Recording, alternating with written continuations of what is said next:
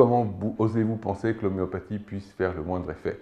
C'est quand même impressionnant de voir l'état d'esprit de ces gens-là. La question que vous vous posez, c'est alors, est-ce qu'ils sont vraiment cons et à ce moment-là juste infatués pour se mettre à parler de quelque chose dont ils ignorent le premier mot? Ou alors, est-ce que ce sont vraiment des salauds de menteurs et qui sont là juste pour vous faire de la manipulation des masses, puisque bien sûr, avec l'argent, vous avez accès aux médias et vous faites ce que vous voulez pour diffuser votre message au plus grand nombre. C'est juste révoltant, mais c'est comme ça. Donc la difficulté qu'on a ici, c'est d'arriver à garder notre modestie parce que plus vous allez être homéopathe, plus belles les guérisons que vous aurez, vous allez vous retrouver étonné de ce que vous observerez.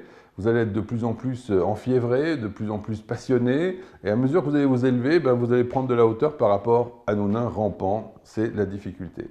Et il faut comparer cette situation avec celle à l'époque de Galilée, avec tous ceux qui lui ont servi de contradicteurs et qui lui ont opposé des arguments complètement du même ordre, c'est-à-dire, même M. Galilée, vous ne vous rendez pas compte, enfin, si la Terre tournait, les oiseaux voleraient plus vite vers l'Est que vers l'Ouest. Et donc, avec des arguments aussi débiles, et d'ailleurs, entre nous, testez vos connaissances de physique pour m'expliquer pourquoi les oiseaux ne volent pas plus vite dans une direction que dans l'autre, pour voir si tout ça est à peu près acquis. Et donc, avec des arguments aussi débiles, Galilée a tout fait pour contrecarrer, je dirais, impitoyablement les imbéciles qu'il avait face à lui.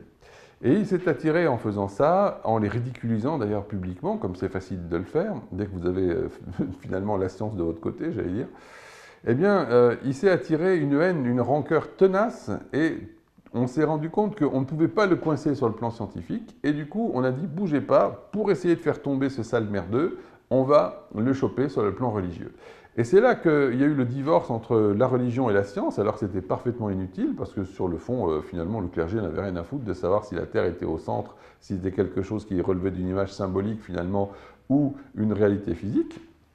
Et je crois savoir qu'il y avait je ne sais plus quel pape qui était tout à fait d'accord avec le modèle de Copernic. Donc c'est pour vous dire qu'il n'y avait pas vraiment de graves problèmes. Parce qu'aujourd'hui, du coup, dans la lutte qui s'est cristallisée depuis Galilée, il y a ce divorce entre la science et la religion, alors que les deux auraient dû marcher ensemble. Et on se retrouve finalement à une lutte permanente de la science qui s'acharne à visualiser la religion comme une superstition. Et vous expliquez ainsi beaucoup des choses de l'état actuel de la mentalité chez les gens. Donc il faut absolument nous mettre en tête qu'il faut attirer à nous le plus grand nombre de praticiens. On manque terriblement de bras et ce n'est pas en leur jetant leur sottise à la figure qu'on va arriver à les faire changer. Alors, en disant ça, je suis très conscient que, bien sûr, dans les 100% d'allopathes que vous avez, peut-être que 10% seulement méritent de pouvoir accéder à l'homéopathie et le feront.